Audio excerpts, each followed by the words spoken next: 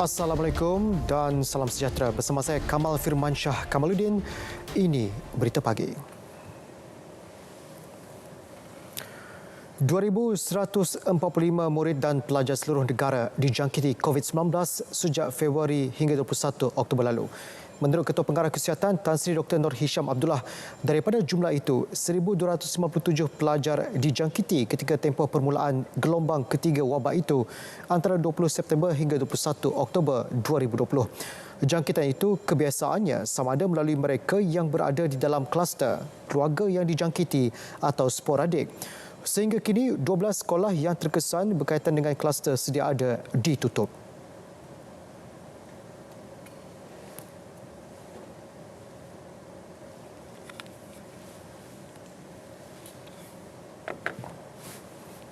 Negeri Sembilan ada 3 sekolah ditutup kerana ada jangkitan berkaitan dengan kluster Cahaya, kluster Sofi dan kluster Bah Manggis. Di Negeri Johor, 3 sekolah ditutup dan masing-masing berkaitan dengan kluster Simera, kluster Rinting dan kluster Rinting. Dan wilayah Persekutuan Kuala Lumpur ada 3 sekolah ditutup iaitu masing-masing berkaitan dengan kluster Jalan Pantai dan kluster Long. Dan di Pulau Pinang, 1 sekolah ditutup berkaitan dengan kluster Alma. Dan di Melaka, 1 sekolah ditutup iaitu berkaitan dengan kluster Bukit. Dan wilayah Persekutuan Putrajaya, 1 kelas sekolah ditutup berkaitan dengan kluster Selasih. Dan di Sarawak, 1 sekolah ditutup berkaitan dengan kluster Arnab. Sementara itu, 6 lagi kluster baru COVID-19 dikenal pasti. 2 daripadanya dikesan di Sabah, masing-masing melibatkan daerah Sandakan, Kota Kinabalu dan Papar. Kluster baru ini melibatkan daerah Sandakan di negeri Sabah. Kes indeks bagi kluster ini iaitu kes ke 12,844 telah dikenal pasti positif COVID-19 hasil saringan individu bergejala pada 6 Oktober 2020 dan telah dimasukkan ke Hospital Duchess of Kent Sandakan. Saringan kontak rapat telah mengenal pasti 33 lagi kes positif COVID-19. Manakala kluster Sauh dikenal pasti di Kota Kinabalu dan Papar Sabah dan juga di Miri Sarawak. Tan Sri Dr. Nur Hisham turut memaklumkan kluster Jambu dikesan di Hulu Langat Selangor dan kluster Sofi di Seremban Negeri Sembilan. Turut dikenal pasti kluster Bah Mutiara di Hulu Langat Selangor serta Titiwangsa dan Lembah Pantai Kuala Lumpur selain kluster Umbo di Alugajah Melaka. Kementerian Kesihatan belum melihat sebarang keperluan untuk mewujudkan pusat kuarantin pulau di Sabah. Tan Sri Dr. Nur Hisham berkata ini kerana pihaknya perlu mengambil kira faktor logistik dan bergantung kepada kepadatan penduduk di sesuatu kawasan. Bagaimanapun, beliau tidak menolak untuk mewujudkan kemudahan sedemikian pada masa hadapan sekiranya perlu. Kita kena lihat kepada penilaian risiko kepadatan ataupun penduduk yang terlibat.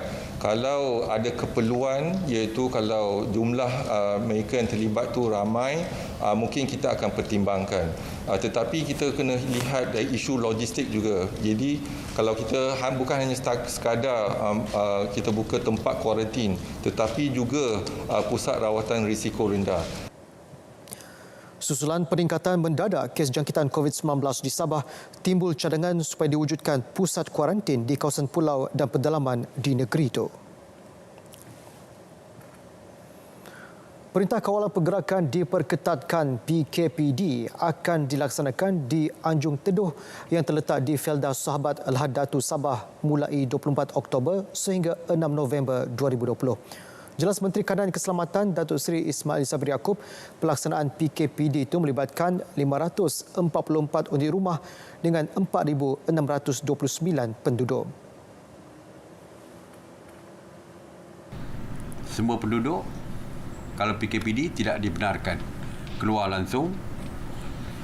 Namun, ada sedikit pelanggaran yang kita berikan iaitu kedai runcit di dalam perkampungan tersebut dibenarkan beroperasi daripada 6 pagi hingga 6 petang untuk penduduk membeli barang keperluan. Bagi kes kecemasan seperti sakit dan kematian, penduduk dibenarkan untuk keluar dengan mengemukakan permohonan pergerakan kepada pihak polis. Kementerian Kesihatan akan melakukan saringan secara bersasar kepada semua penduduk terlibat. Sementara itu, PKPD di 6 lokaliti di Semporna dan 1 di Kunak dilanjutkan sehingga 6 November. Keputusan dibuat berdasarkan penilaian risiko Kementerian Kesihatan yang mendapati masih terdapat penularan kes COVID-19 di kawasan berkenaan. Pelanjutan tempoh ini diperlukan bagi tujuan membolehkan saringan kedua dilakukan oleh pihak KKM terhadap penduduk-penduduk di kawasan tersebut. Aktiviti perniagaan kedai runcit dibenar beroperasi dari pukul 6 pagi sehingga 6 petang. 6 lokaliti di Semporna melibatkan Kampung Bangau-Bangau, Kampung Panji, Kampung Air, Kampung Selamat, Kampung Simunul dan Kampung Pinggir Bakau. Manakala 1 lokaliti di Kunak iaitu Kampung Pangkalan. Dalam pada itu, PDRM telah meningkatkan pengawasan di Kompleks Penjara Seberang Perai serta kuartus kaki tangan penjara di Jawi susulan pelaksanaan PKPD di kawasan tersebut. Menurut Ketua Polis Daerah Seberang Perai Selatan, Superintenden Lee Chong Chen, semua kaki tangan penjara serta ahli keluarga yang tinggal di dalam kuartus hanya dibenarkan keluar bagi urusan penting dan kecemasan sahaja dengan kebenaran polis. Menteri Kanan Keselamatan Datuk Seri Ismail Sabri Yaakob mengumumkan pelaksanaan PKPD di Penjara Seberang Perai dan kuartus perumahan Penjara Seberang Perai di Pulau Pinang bermula semalam hingga 4 November. Penjara tersebut dihuni 2,110 banduan manakala 1,000 petugas penjara termasuk ahli keluarga mereka mendiami di kuartus. Exco Kerajaan Negeri Perak, Datuk Abdul Yunus Jamahri kini sedang menjalani kuarantin kendiri selepas mendapat makluman bahawa pemandu peribadinya merupakan kontak rapat kepada pesakit positif COVID-19. Menteri Besar Perak, Datuk Seri Ahmad Faizal Azumu berkata, Datuk Abdul Yunus mula kuarantin selepas tidak hadir pada mesyuarat Kerajaan Negeri Perak. Bermakna Datuk Yunus adalah kontak secondary. Jadi beliau perlu melalui satu test, swab test, dan apabila didapati negatif, beliau bolehlah meneruskan ini. Tapi sebelum beliau didapati negatif, beliau mesti mengasingkan diri terlebih dulu. Beliau berkata demikian selepas majlis penyampaian insentif kemenangan sukan kepada pasukan hoki dan kriket negeri Perak di Ipoh.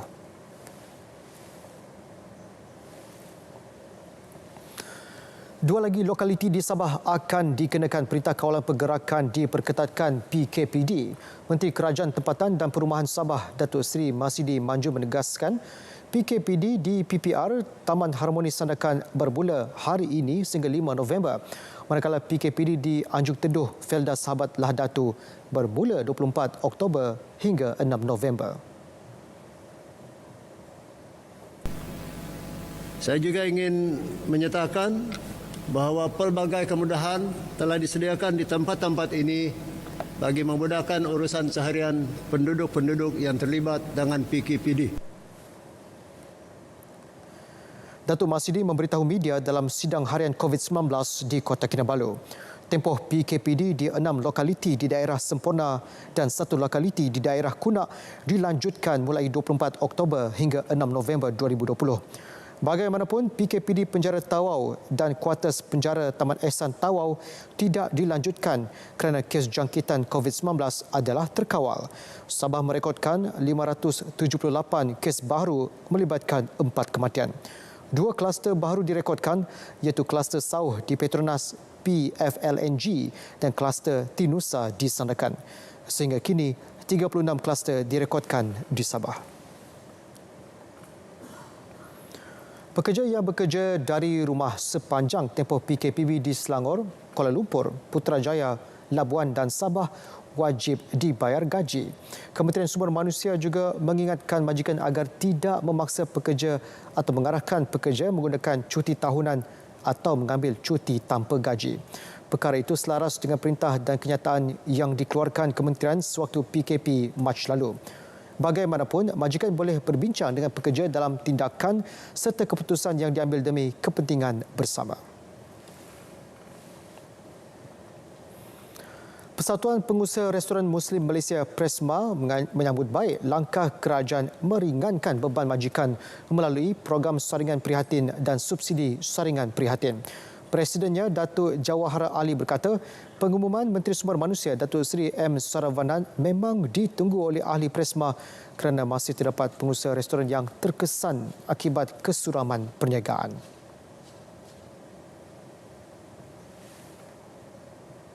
Saya rasa adalah suatu langkah yang kami tunggu dan saya rasa ini satu kelegaan juga kepada para pelanggan bila mana permis tersebut telah disaring dan satu kelegaan juga kepada majikan dan dapat kos yang ditanggung oleh pekesok ni tadi agak satu memberikan satu rangsangan kepada kami dan saya juga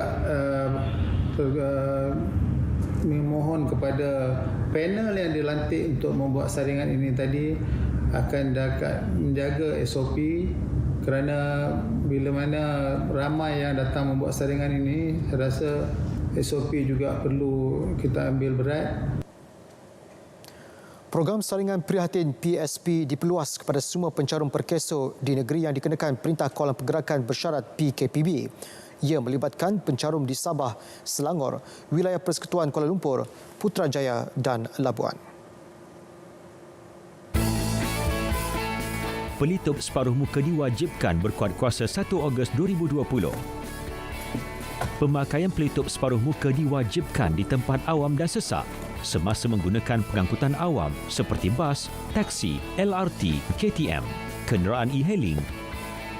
Juga semasa berada di tempat awam seperti pasar awam, pasar tani, pasar malam, pasar raya, tempat tumpuan pelancong dan panggung wayang. Tidak diwajibkan memakai pelitup separuh muka semasa menggunakan kenderaan persendirian. Kanak-kanak berusia 2 tahun ke bawah dan kanak-kanak juga tidak digalakkan dibawa ke tempat awam yang sesak. Tidak diwajibkan memakai pelitup separuh muka ketika melakukan aktiviti fizikal serta semasa bersenam atau beriadah.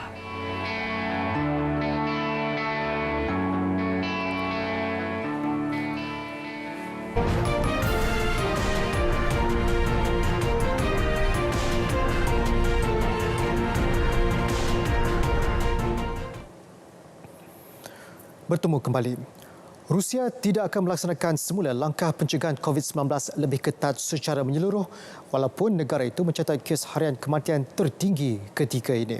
Presiden Vladimir Putin berkata kerajaan hanya memberi tumpuan kepada proses saringan COVID-19 meningkatkan aspek pemantauan dan pemberian vaksin kepada rakyat. Langkah ketat pencegahan COVID-19 memberi impak besar kepada ekonomi Rusia sebelum ini. Disebabkan itu, pelaksanaan semula langkah pencegahan itu bukan satu pilihan kepada Rusia, sebaliknya menumpukan kepada usaha pengesanan pesakit dan langkah pencegahan lain. Sehingga Rabu, Rusia merekodkan kes kematian harian tertinggi dengan 317 pesakit, menjadikan jumlah keseluruhan kes kematian kepada 24,952. Kes positif pula menghampiri 1.5 juta, meletakkan Rusia di tempat keempat tertinggi dunia selepas Amerika Syarikat, India dan Brazil.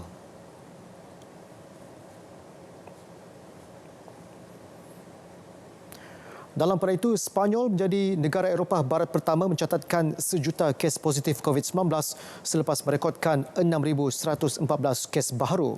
Jumlah kematian kerana COVID-19 pula mencecah 34,366 kes sehingga hari Rabu.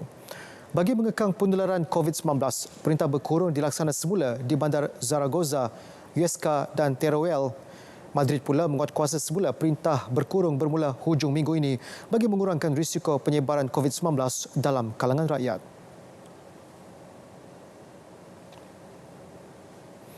Sementara itu, bandaraya Dublin sunyi sebagai perintah berkurung akibat COVID-19 dilaksanakan kembali di negara terbabit. Ireland merupakan negara kesatuan Eropah pertama yang melaksanakan perintah terbabit 2 kali. Sebagai perintah berkurung berkuat kuasa pada Khamis, keadaan di tengah-tengah bandaraya Dublin bertukar sunyi. Kawasan yang selalunya sibuk dengan urusan orang ramai menjadi lengang. Perkara itu diakui penduduknya yang menyifatkan bandaraya terbabit tidak ubah seperti bandar mati.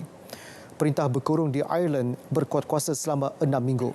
Sepanjang tempoh berkenaan, orang ramai diminta bekerja dari rumah dan perniagaan yang tidak melibatkan perkhidmatan penting diminta tutup.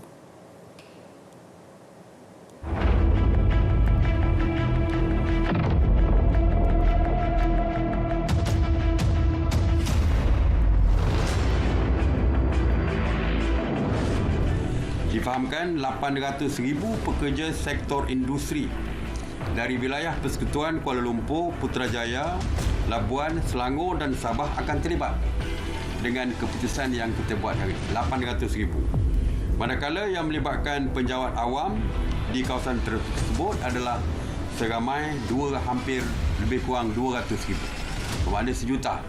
Jadi kita boleh kurangkan pergerakan 1 juta pekerja. Dan ini saya kira boleh membantu untuk mengurangkan jangkitan COVID-19.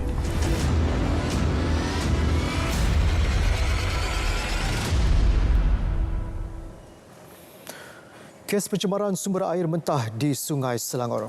8 lelaki termasuk pengarah syarikat membaiki dan menjual jentera pembinaan ditahan reman 7 hari bagi membantu siasatan. Mereka yang ditahan ialah pengarah syarikat 31 tahun, bapanya 62 tahun serta 6 pekerja dengan 4 daripadanya warga asing. Kes disiasat mengikut Seksyen 430 Kanun Keseksaan yang memperuntukkan hukuman penjara tidak kurang daripada 5 tahun dan maksimum 30 tahun dengan denda atau kedua-duanya jika sabit kesalahan.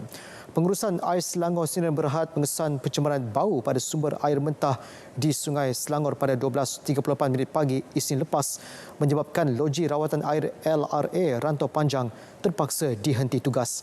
Henti tugas keempat-empat loji itu menyebabkan gangguan bekalan air tidak berjadual membabitkan lebih 1.19 juta akaun merangkumi 1,292 kawasan di Lembah Kelang. Pertubuhan Keselamatan Sosial Perkeso telah membuat 1 laporan polis berhubung penyamaran pihak tidak bertanggungjawab sebagai pegawai Perkeso. Laporan polis dibuat Khairul Ammar Hashim yang identiti dan nombor telefonnya digunakan untuk menipu beberapa rakan sekerja. Menerusi kenyataan media, Ketua Eksekutif Perkeso, Datuk Seri Dr. Muhammad Azman Datuk Aziz Muhammad berkata, kegiatan pihak yang tidak bertanggungjawab ini mencemarkan program pasaran buruh aktif Perkeso. Ini terutama membantu orang berinsurans dan rakyat yang hilang pekerjaan kesan krisis COVID-19. Semua bantuan faedah dan perkhidmatan Perkeso kepada orang berinsurans adalah percuma dan tidak menggunakan orang tengah. Orang ramai dinasihatkan berhati-hati dan jangan mudah terpedaya dengan kegiatan penipuan yang berleluasa.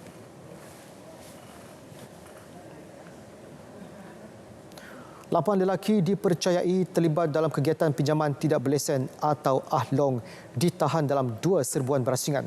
Serbuan dijalankan di Melaka dan Johor pada 29 September dan 12 Oktober lalu.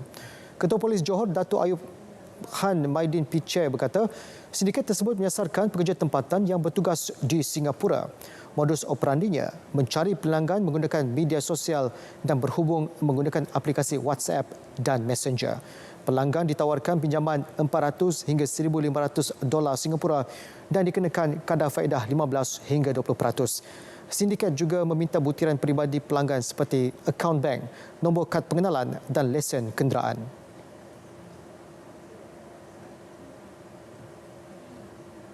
Di sini tuan-tuan dia tak akan jelaskan syarat-syarat pinjaman. Dia hanya kalau kita berminat dia akan minta benda-benda yang diminta sebelum tu. Kemudian tuan-tuan akan datang ke sini. Di sini tuan-tuan apabila kita dah bersetuju tuan-tuan untuk membuat pinjaman, sini tuan-tuan bila lulus pinjaman pertama tuan-tuan dia akan minta peminjam tu mengambil gambar selfie di alamat rumah tersebut. Katakan saya duduk Jamat 123 Danggar B. So dia memastikan bahawa alamat yang itu tempat yang dia menetap. Sindiket akan bertindak menghantar ugutan sebelum membaling koktel molotov ke kediaman bangsa sekiranya gagal membayar pinjaman dalam tempoh ditetapkan. turut dirampas 31 telefon bimbit, 28 SIM kad, 12 SIM kad Singapura, 10 komputer riba, sebuah kereta serta wang tunai RM62,000 dan $300 Singapura. Agensi Penguatkuasaan Maritim Malaysia Zon Maritim Sandakan berjaya menggagalkan cubaan menyeludup hampir 4 juta batang rokok ke Sabah. 6 pendatang asing tanpa izin yang menggunakan bot nelayan tempatan ditahan kira-kira 6.1 batu nautika timur laut Tanjung Kesuarina, Pulau Tetabuan Sandakan. Pengarah Zon Maritim Sandakan Kapten Maritim Zainuddin Muhammad Zuki dalam kenyataan memaklumkan hasil pemeriksaan menemukan 398 kotak berisi 19,900 karton rokok putih tanpa cukai dianggarkan bernilai 1.99 juta ringgit.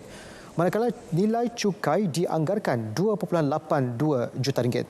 6 lelaki warga Filipina turut ditahan kerana gagal mengemukakan dokumen pengenalan diri yang sah manakala lesen bot tamat tempoh. Seorang daripadanya didapati positif COVID-19 dan dimasukkan ke hospital. Sementara 5 lagi yang negatif dikuarantin di dalam lokap. Kes disiasat mengikut Akta Kastam 1967, Akta Imigresen 1959-63 dan Akta Perikanan 1985. Kementerian Komunikasi dan Multimedia KKMM menubuhkan panel khidmat nasihat bagi industri kreatif bertujuan membantu penggiat industri kreatif. Panel yang dijangka beroperasi awal tahun depan terdiri daripada Institut Kajian Etnik Kita Universiti Kebangsaan Malaysia UKM, wakil industri, peguam dan penggiat seni yang berpengalaman. Menterinya Datuk Saifuddin Abdullah berkata dengan penubuhan panel tersebut dapat memberi kesedaran kepada penggiat seni terhadap isu berkaitan karya seni mereka melalui pengajuran seminar dan bengkel.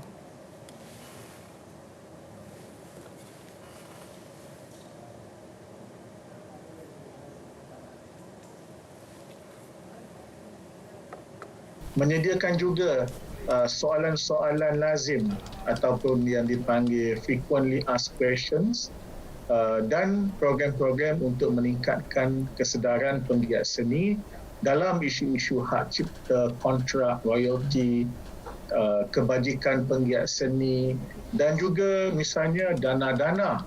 Sebenarnya kita tidaklah kekeringan atau kekurangan dana, tetapi kebahagiaan penggiat seni kurang mengetahui di mana dana di bawah finans, di bawah bahagian-bahagian lain, di bawah marketing venture dan sebagainya yang harus yang wajar mereka pohon untuk projek-projek mereka.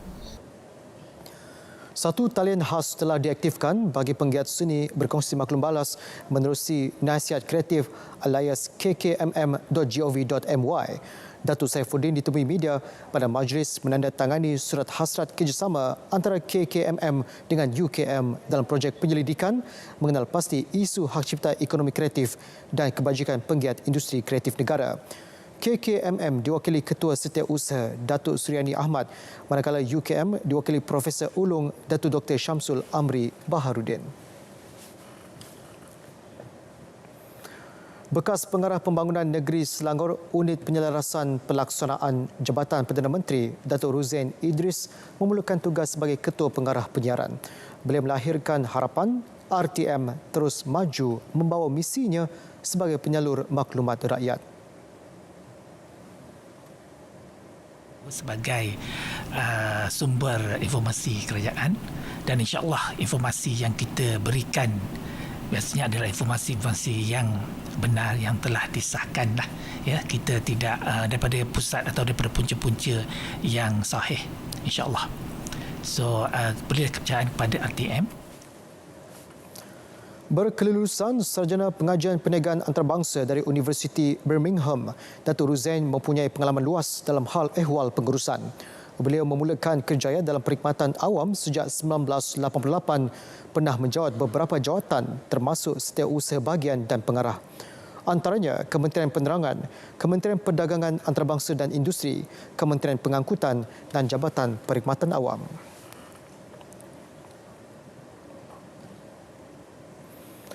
Pemasaran produk kraftangan menerusi e-Craft Bazar pada serta aplikasi MyCraft Shop memberangsangkan ketika negara berdepan penularan COVID-19. Pengarah Kraftangan Cawangan Terengganu, Johari Azmi berkata, lebih 1.89 juta ringgit hasil jualan diperoleh menerusi platform tersebut dalam tempoh April hingga September. Pihaknya menyasarkan lebih ramai usahawan kraf di negeri ini menyertai penjualan dalam talian sehingga akhir tahun ini.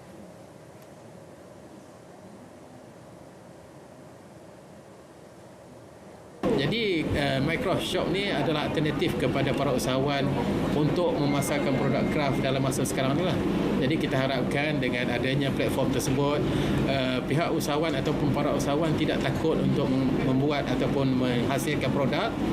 Sebabnya kita ada alternatif lain untuk memasarkan produk secara online dalam keadaan sekarang ni. Jadi insya-Allah dapat menjana ekonomi para usahawan lah. Sejak dibangunkan Mac lalu, pelbagai produk kraf ditawarkan dan dipasarkan termasuk produk batik, tekstil, seramik, logam dan aneka kraftangan. Terdapat 740 usahawan kraf di Terengganu. Daripada jumlah itu, hanya lebih 120 terlibat dengan perniagaan dalam talian. Beliau ditemui dalam majlis penutup bengkel program pembangunan kemahiran komuniti kraf hiliran batik dan anyaman bertulang di Kraftangan Kuala Terengganu.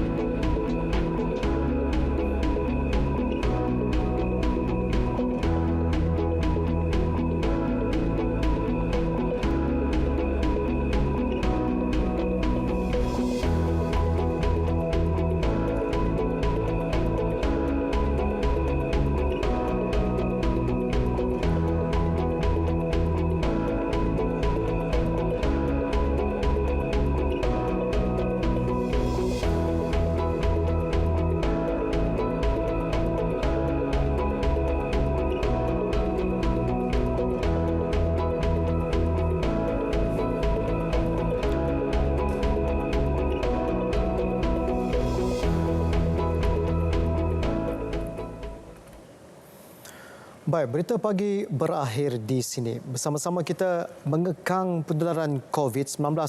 Paling utama, amalkan mengimbas MySejahtera di mana jua anda berada. Saya Kamal Firmansyah Kamaluddin. Salam hormat dan assalamualaikum.